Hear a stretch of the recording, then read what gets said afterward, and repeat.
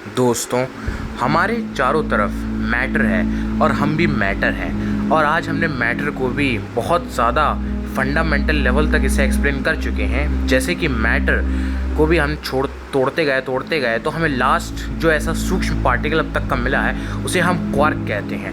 अब मैटर हमारे चारों तरफ है। जैसे अगर मैं वाटर को उठा लूँ तो वाटर H2 होता है, जिसमें से दो एटम तो हाइड्रोजन के होते हैं और एक एटम ऑक्सीजन का होता है, जिससे H2 का एक मॉलिक्यूल मिलके बना हुआ होता है, जिसे हम पानी कहते हैं। अब दोस्तों, अगर मैं इसको तोड़ दूं तो मॉलिक्यूल भी फिर जो है वो भी एटम्स से मिलके बना हुआ होता है। फिर एटम्स भी 3 सब एटॉमिक पार्टिकल्स, जिसमें प्रोटॉन्स, इलेक्ट्रॉन्स और न्यूट्रॉन्स आते हैं। फिर प्रोटॉन्स और न्यूट्रॉन्स भी फिर फर्दर क्वार्क में डिवाइड हो जाते हैं और इलेक्ट्रॉन एक फंडामेंटल पार्टिकल है जो कि लेप्टॉन्स की कैटेगरी में आता है। अब दोस्तों, जब एटॉमिक थ्योरी अपने शुरुआत में थी, यानी कि जब हम एटम्स को जान ही रहे थे, तो बहुत सारी थ्योरीज आई।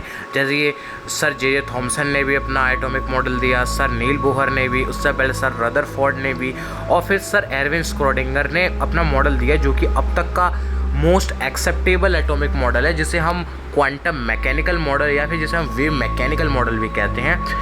अब दोस्तों, सबसे बड़ी जब शुरुआत में जब एटॉमिक थ्योरी अपने शुरुआत में थी, तो वहाँ पर जब बहुत सारे डिस्कशन चल रहे थे, तो उसमें ये बताया गया कि जो इलेक्ट्रॉन होता है उसकी वेलोसिटी कैसे निकाली जाए। यानी कि इलेक्ट्रॉन की हम ये भी निकाल लें कि इलेक्ट्रॉन की वेलोसिटी तो हमने निकाल ली थी, लेकिन इलेक्ट्रॉन की हमें ये निकालना था कि इलेक्ट्रॉन की हमें पोजीशन भी पता चल जाए और इलेक्ट्रॉन का उसी समय की पोजीशन का एंगुलर मोमेंटम, मतलब मोमेंटम भी पता चल जाए।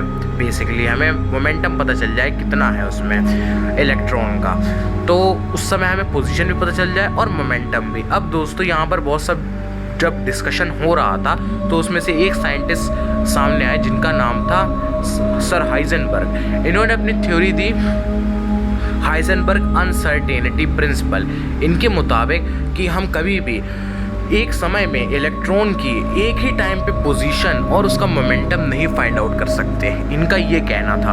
अब सर नील बोहर और जितने भी फिजिसिस्ट थे या जितने भी साइंटिस्ट थे वो सब ये कहने लगे कि सारे फिजिसिस्ट ये कहने लगे, सारे साइंटिस्ट ये कहने लगे, भाई ये कैसे हो सकता है। तो उन्होंने बताया कि मान लेते हैं आपको अगर आपको इलेक्ट्रॉन का पोजीशन फाइंड आउट करनी है, तो आप कैसे फाइंड आउट करोगे? उसे डिटेक्टर से डिटेक्ट करोगे, यानी कि देखोगे अपनी आंखों से डिटेक्टर के द्वारा।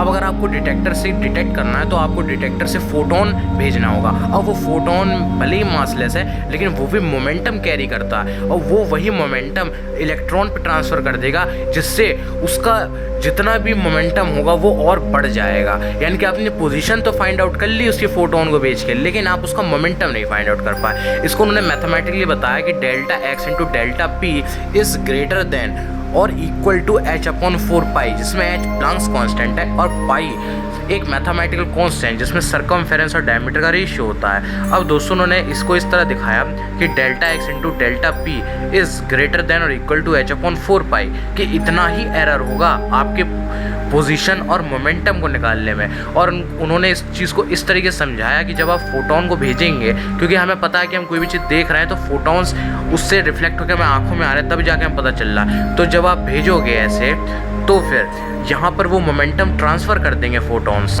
यानी कि वो फोटॉन्स ही मोमेंटम को ट्रांसफ़र कर देंगे उन इलेक्ट्रॉन्स पे। तो आपने उसकी पोजीशन तो निकाल ली, पर आप अभी भी उसका मोमेंटम नहीं बता पाओगे, क्योंकि मोमेंटम इंक्रीज़ हो गया। और अगर आप उसका मोमेंटम बता देते हो तो आप पोजीशन तो बता ही नहीं पाओगे, क्योंकि वो एक मूविंग ऑब्जेक्ट है, उसकी स्पीड बहुत ज़्यादा होती है न्यूक्लियस में इलेक्ट्रॉन के रोटेट करने का, वो इलेक्ट्रॉन क्लाउड में होता है। तो आप अगर मोमेंटम निकाल लेते हो, क्योंकि कोई मूविंग ऑब्जेक्ट का अगर मोमेंटम भी निकाल लेता है तो वो मूव हो रहा है, चल रहा है, तो उसकी पोजीशन तो हर वक्त चेंज हो रही है। तो आप पोजीशन तो निकाल ही नहीं सकते साइमल्टेनियसली, मतलब कि एकदम से आप पोजीशन भी निकाल सकते हैं, मोमेंटम भी निकाल सकते हैं। अब वो तो हमें पता है कि अगर हमें मोमेंटम पता चल गया तो पोजीशन तो नहीं निकाल सकते, लेकिन अगर आपने पोजीशन भी निकाल ली तो भी आप मोमेंटम नहीं निकाल सकते। यानी कि उन्होंने एक अनसर्टेनिटी बता दी और इसे मैथमेटिकली ऐसे बताया कि delta x into delta P is greater than और इक्वल टू h/4 पाई। इतना एरर हो जाएगा आपको पोजीशन और मोमेंटम को निकालने में।